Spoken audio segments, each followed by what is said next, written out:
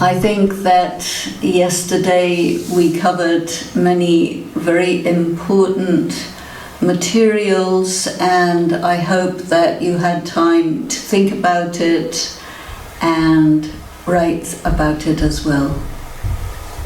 In the sessions yesterday we covered first of all details about what exactly yoga is, and we also looked at uncovering and discovering your wounds. The retreat that we're doing is about how to apply the power of yoga in healing the spirit. And so today, this session here, I want to talk about exactly what this power is. So during the sessions yesterday, I tried to make it very clear that the main problem we have is spiritual depletion. That means that the power of the soul has been used to a point that it's almost finished. It may be quite a difficult thing to conceptualize and hold this idea that I am an eternal being of light and that light can get dim. We can make a comparison with the simple laws of physics in the material world, that when energy is put into motion, then it gets used up. And I would recapitulate that there are two causes for the depletion of the energy of the soul. One is the effect of time, because the spirit does action over the course of time, and so time causes the soul to get used and aged. Secondly, there is the aspect of karma. So when a soul performs ordinary karma or negative karma, that is ordinary or negative actions, then this also takes away energy from the soul. And when the soul does positive actions, then it restores some energy to the soul. Another aspect that I would like to bring into the calculation is the idea of time cycles. So in the study of Raj Yoga that we do at the Brahma Kumaris World Spiritual University, we look at an individual time cycle as lasting for 5,000 years. So over a period of 5,000 years, multiple incarnations, the soul is gradually losing power, and the speed of the loss of power accelerates as time goes by.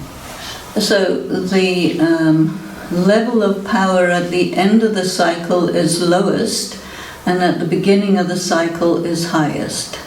And we feel that we are at this period of time now on the cusp between two time cycles, which means that we want to go from the least empowered to the most or greatest empowered in a very short period of time.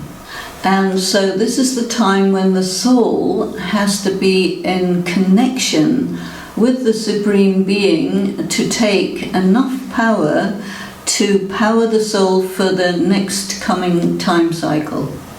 So how are we going to imagine this?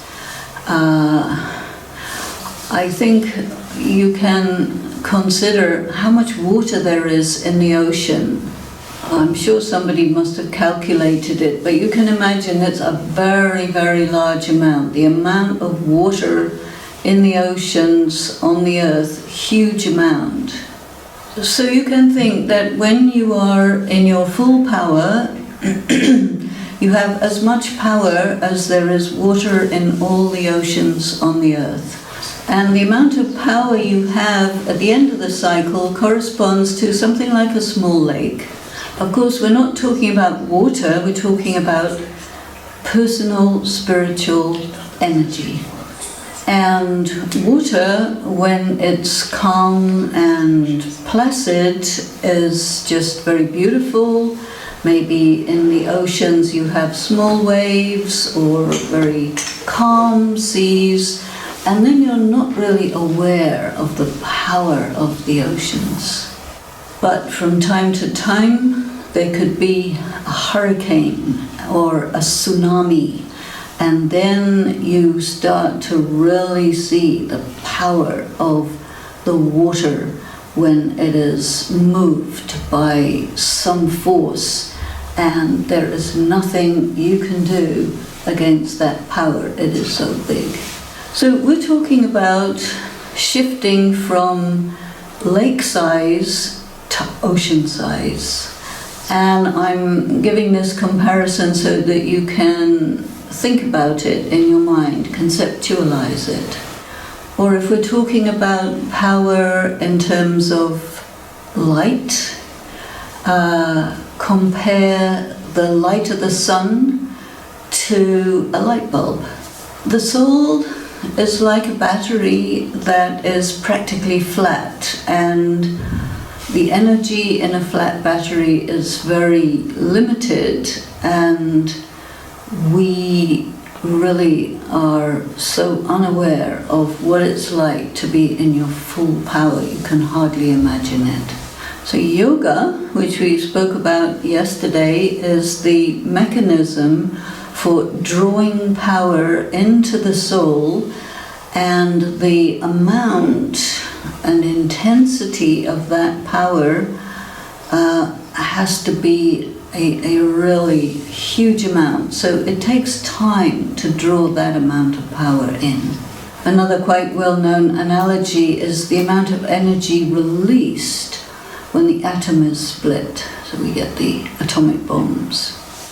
So contained in that soul is the possibility of reaching a level of power where you can really do anything in terms of what can be accomplished just by thinking about it, almost like science fiction, But the power that I'm talking about can be used in many ways, but we want to use it in very specific ways.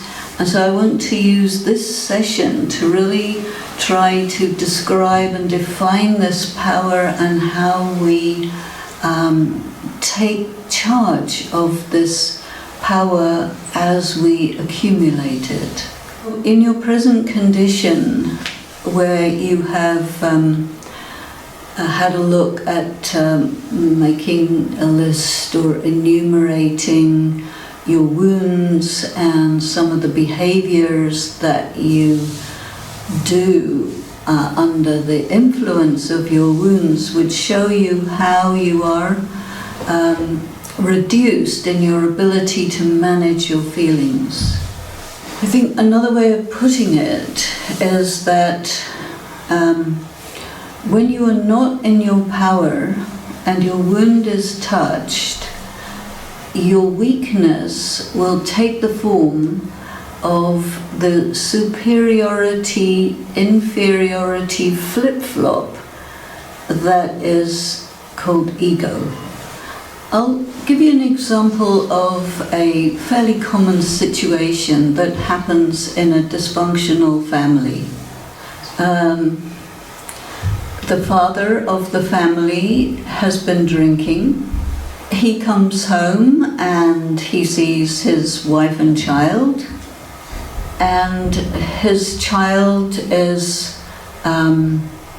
playing with toys, but it annoys the father. The father admonishes the child and says, "Stop playing with your toys, I'm tired and I need some quiet." The child is a bit shocked and starts crying. The father takes off his belt and begins to beat that child until the child is unable to utter any more sound. The child is injured and crying, and then the father throws the child out of the house. So this is a sign of a man who is extremely weak, but the weakness is expressed as extreme violence against a child who is defenseless. So the energy of the violence is very considerable, but it is an indicator that the man has no personal power at all.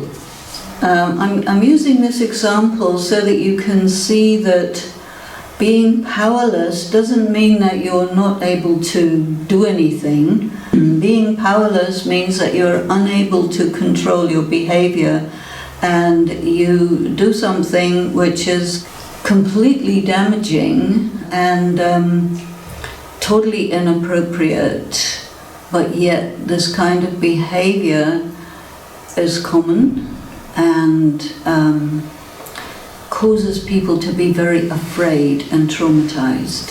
So the mother of that child is unable to defend that child. Other brothers and sisters may just watch in a state of shock. And an hour later, everybody behaves as if nothing happened in particular out of the ordinary. Yet everyone is really traumatized and the traumas are held in and everyone pretends everything is okay. So this is just an example of what it looks like when somebody has really no power at all and the people around the person who was acting violently are also disempowered, and this is a real cause of deep human suffering. So sometimes it is said that a response to trauma is fight or flight or freeze. Flight means you run away, and freeze means you can't do anything, you're like paralyzed.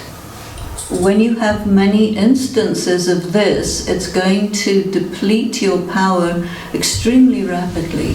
So an example of power in that situation would be very different behavior. So in the same situation, the father comes home but he hasn't been drinking. Why would the father drink is because he's not able to manage the challenges and stresses of his day. So the person who's in their power, they can manage their stresses and they can set boundaries and limits as to what they will do and what they won't do, and they're in charge in the different situations. So when they come home, he arrives home, he sees his child playing, he sees his wife, maybe another child, he will greet them. Everything to do with his day is left behind. He's now home with his family present. The relationship between the members of the family is fluid, harmonious, and when the father comes home, everybody pays attention to him, he pays attention to them, and they begin their evening together. And the interaction is normal, loving, harmonious, and if there are stresses and tensions, the adults in the family are there present to help manage whatever tensions there are, to de-stress, and everything is maintained in a fluid, comfortable, good communicative way. When everyone is in their power, they stay in their power, and if something disturbing happens, they deal with it and very rapidly return to their power. So this just gives you a rather simplistic but hopefully comprehensible contrast between typical behavior of someone who's really not in their power and disempowers everyone around them, and someone who is in their power and the others are also in their power, and there is harmony and flow of good feelings. So that means when you're really in your power, you're balanced, you are not expending that power, you're holding it, and you can hold it for a huge amount of time, just being in your power.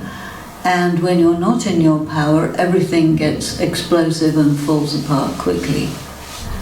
But the thing is, very often when we hear the word power, we think of something intense and that is causing some consequence, and we are observing something where energy is getting moved, and we tend to call that power.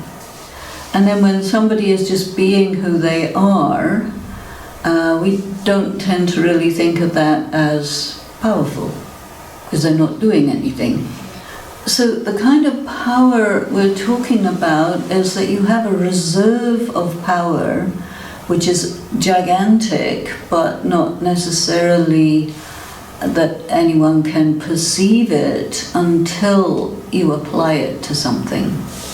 This energy that we're speaking about here, spiritual energy, is something that we want to accumulate and hold in reserve, and we don't necessarily want to display it in any kind of miraculous or dramatic manner. And this power, which I call spiritual power, is this energy, very, very subtle energy, that you draw into yourself when you're sitting in silent meditation and no one can really see what's going on. You're just sitting and you're oriented towards that supreme source, and you take time to just take it in. And it's not that you're going to light up or anything, you're just quietly taking it in. This power takes the form of different, you can say, qualities. And one of them is love. So love is definitely an energy that is something that can be passed from one person to another person. And it is passed through being present for a person, being attentive to their needs, providing them with care, hearing them, feeling what their needs are, feeling if they are afraid and calming that, feeling if they are disheartened and encouraging them. So it's an energy that is passed, like someone has that energy, someone else is feeling very depleted, you pass that energy and that person feels better because they've been nourished by that love. And that love enables that person to feel comfortable inside themselves, and they feel appreciated, honored, recognized, they have a place, and they feel that they belong, they don't feel rejected. This kind of love is associated with the feminine, with mothers, with carers, with the helping professions, nurses, doctors, anyone who's taking care of someone. And one of the things that people experience in that kind of situation is burnout. A mother has a child, and after 2-3 years another child, she can manage to care for them and her spouse, her house. It's not out of certain limits. She can care, but there's a limit to what she can do. And even if circumstances are reasonable in terms of what is expected in the family situation for what she should give in terms of care, she may be low in her energy for one or another reason. And quite possibly the mother will be blamed that you are not looking after us adequately. So this is an indication of a social situation where one individual, the mother, is put in the position of being the energy source of love for all the others. But it's outside of her capacity to fulfill that expectation. Even she expects herself to be able to do something that she cannot do. And then things break down. What is needed is every individual needs to be in their power, needs to know how to get into their power, stay in their power, and understand all the ins and outs of expectation and boundaries and all of these things in order for the circumstance to be functional. So there are a number of situations or attributes to the situation going on. One is that a human being is the point person for energy source for the others. And secondly, the people who are thinking of that person as their energy source, they think that they should be able to take as much as they want without limit. And obviously that cannot be managed for more than a very short period of time. So we have to really appreciate that the quantity of power, in this case we're talking about love, the quantity of love that is needed by the quantity of people who are needy far exceeds any earthly source, far exceeds. And people have no idea about balance in terms of the movement of energies between people in social situations. Plus the overall hunger of spiritual beings for nourishment is gigantic, and the resources are practically completely depleted. In a way, you could compare it to the global situation of the depletion of non-renewable resources. Even though it is known that these resources are fast depleting, they're non-renewable, but the desire to take these resources is undiminished. And the people who are drawing on those resources are in denial that what they're doing is very damaging to themselves. So the physical resources or the spiritual resources are both very, very depleted, and there is no idea what to do about this. And so the response is take as much as possible and don't think about what's going to happen next. Love is depleted in terms of the human source of it, but the extraterrestrial, non-human, higher power, spiritual source of it is not really being tapped.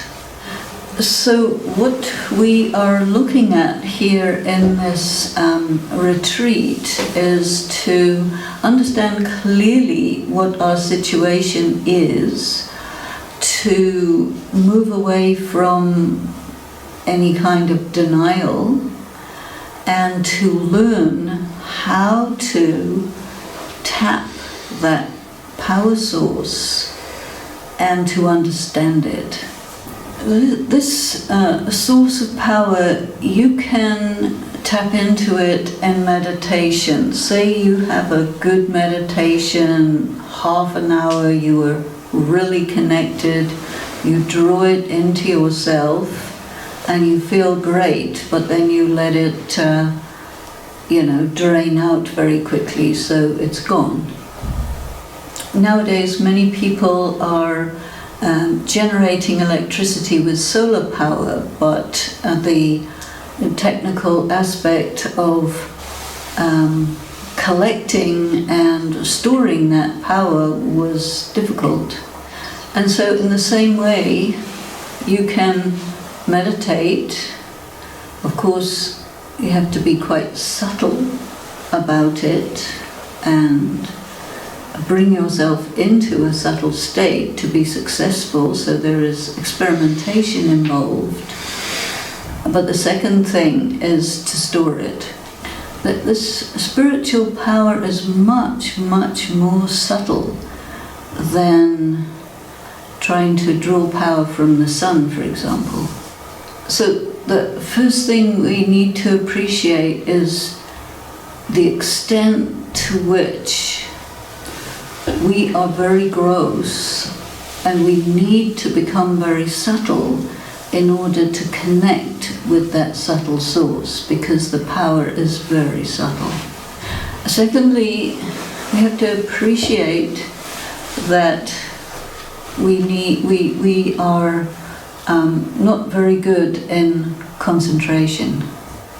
Many people have problems holding the mind steady, because the contact that you need to make is with the power of the mind, and the mind is depleted, and the sign of depletion is inability to concentrate. One reason is our attention is directed mostly to the external world, and we operate from the surface of our bodies and beyond. The soul itself is very subtle, but it's caught up in gross matter. Secondly, the soul is caught up in concerns about right and wrong. This preoccupation with things being right and wrong depletes the soul, and people generally don't realize this. In order to become subtle, our relationship with what's going on around us needs to shift to it is what it is, from this is right, this is wrong. And preoccupation with right and wrong means that you're using all your energy to make something that is into something else, which it's not. And so a huge amount of power gets leaked out in this effort to change something outside of yourself. One of the questions that came up yesterday is, why do we suffer so much when a loved one dies? You suffer because you don't want that person died. You want to change the situation. You want to hear a message that, oh, that person didn't die after all, it was a false message. Or you want some miracle, let them become alive again. Or you look for who's to blame. And sometimes you will say, God took this person away from me, I don't like God. All of this really drains a lot of energy. You need power, spiritual power, to reach a state of acceptance that this person whom I'm deeply connected with has died and there's nothing I can do. I must let them go. I must accept they have gone. But if this person is my source of love and it's been cut off, then I will be angry.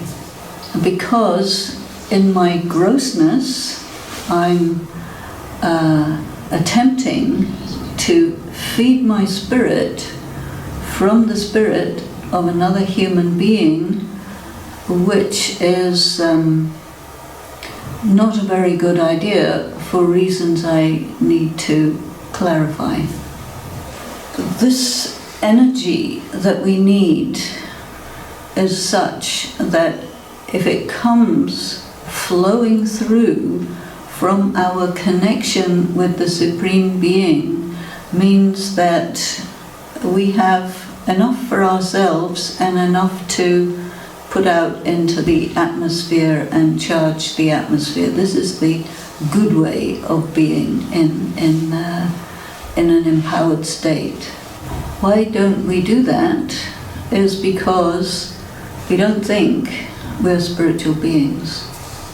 And we use the word mine for the other person.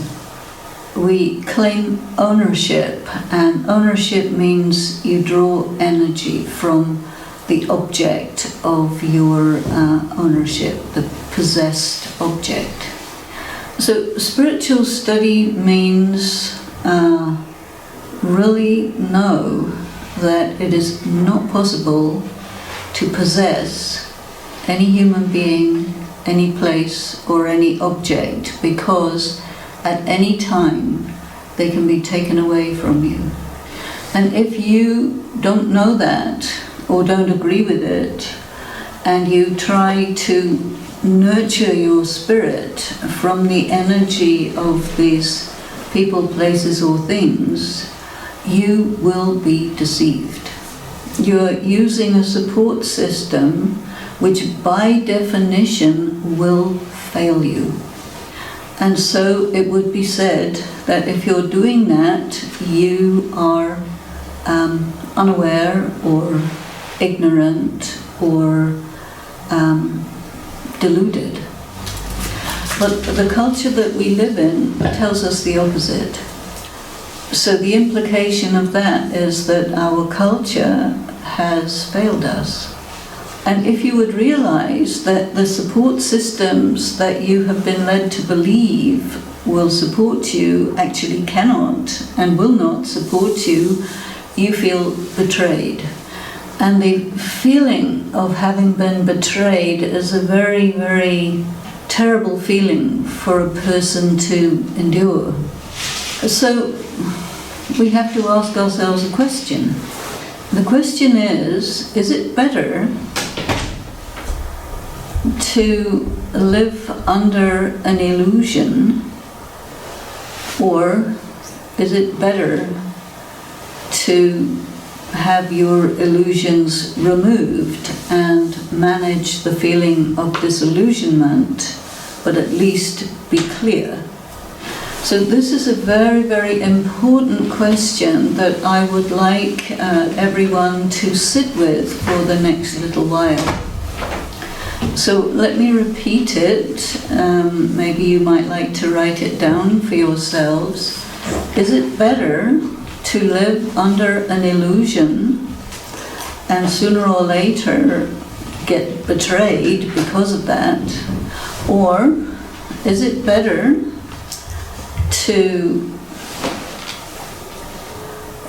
allow the self to be disillusioned and bear the feeling of disillusionment in order to be clear about what the reality is. So these are your two alternatives. You could either choose to remain deluded, knowing, now that I've told you, knowing that sooner or later you will experience that your support system fails you, you will feel absolute betrayal, and you will be very weak at that moment. The other option is to accept to have all your illusions torn away from you and face the very unpleasant reality and feeling of complete disillusionment. But then you have absolute clarity on what's what, and you will not be failed by anything because you're not deluded. The world we live in gives us a rather different idea about the options. It says it doesn't cost you anything to do the right thing, but if you do the wrong thing, it'll cost you. Actually, that's not true. Very few people know that it's not true. The truth is more like it costs you a lot. It costs you everything you've got to do the right thing. And it will cost you a lot to do the wrong thing. So either way, it'll cost you. But going back to the first option, which is better? To remain deluded or to endure the pain of disillusionment, but then you have absolute clarity? And if we go to, it'll cost you everything you've got to do the right thing, and it will cost you a lot to do the wrong thing, make the calculation. You could say the real thing is diamonds, that'll cost you 1,000 euros, or fake diamonds, which will cost you 900, which is better. Can you understand that the value of something is not the same as the price? You pay a very high price for the real thing and only slightly lower for trash. If you buy something real, it holds its value. So when you want to make choices, you have to think about these things. So let's just take a moment of silence and try to feel the weight of this question I am putting to you. So let yourself go deep and quiet and think. Om Shanti.